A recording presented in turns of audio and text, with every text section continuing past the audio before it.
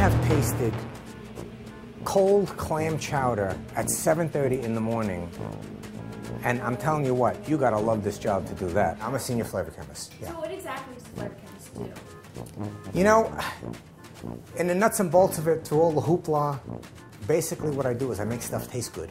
You know, I have the coolest job in the world, I'm telling you. I got incredibly lucky. In 12th grade, my mom says to me, Joey, go to college, you gotta be somebody, you gotta do something with your life. I says, Ma, don't worry about it, I'm gonna be a rock star, I don't have to go to college. So she says, well, you better have a backup plan. So I said, Mom was right. You know, the rock star thing didn't work out so well. I ended up getting a job in a hospital and hated it. I stopped at General Foods on my way home, applied, and I got very lucky. I got a lab technician job. And they're like, you know, well, what do you know about flavor compounding? I says, I don't know anything about it. And they said, well, what do you know about spray drying? I don't know anything about it. Finally I says, listen, buddy, you know what?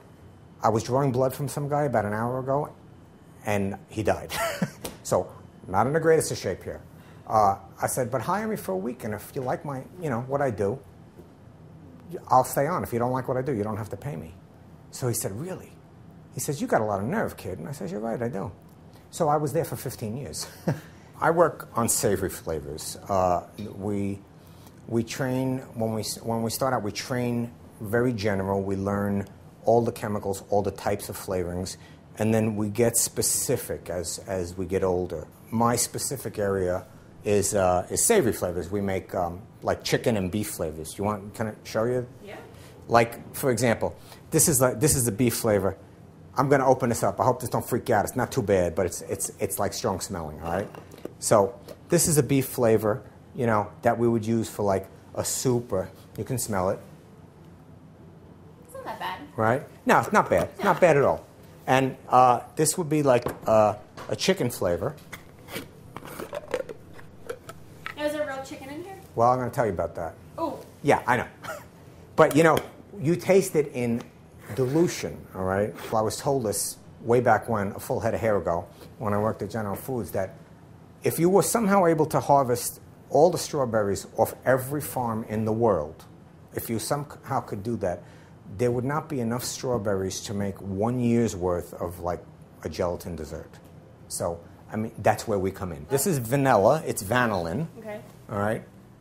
Should taste, you know, typical. Like very light. Very light, very sweet. Mm-hmm. All right? So this would be the basis in... Vanilla flavors, chocolate flavors. Oh. Yeah, it goes in if you want to take a strawberry flavor and sweeten it up, something like that. Okay. This is ethyl maltol. Okay. Cotton candy, brown sugar, you know. They taste similar. They taste similar. To me, you're not meant for this business. These chemicals, it's kind of like having a closet full of shirts and a closet full of pants. And in this closet, you have a bazillion shirts, and in this closet, you have a bazillion pants, and they're all different colors. There's a lot of combinations that you can make, right? Well, that's what our chemicals are like. So, you know, they're like they're like that shirt and pant closet. There are certain nuances in each chemical. Each chemical has a major role and a supporting role. So the major role for cherry would be like benzaldehyde, right? Whereas a supporting role for cherry might be isoamyl acetate or eugenol or something that you may not think of. Mm-hmm. But it's very creative because, like, you know, for us, beauty is in the taste buds of the beholder. Mm-hmm. So, you know, I mean, what you might think tastes great, somebody else might say, wow, that's not what I was dreaming of at all.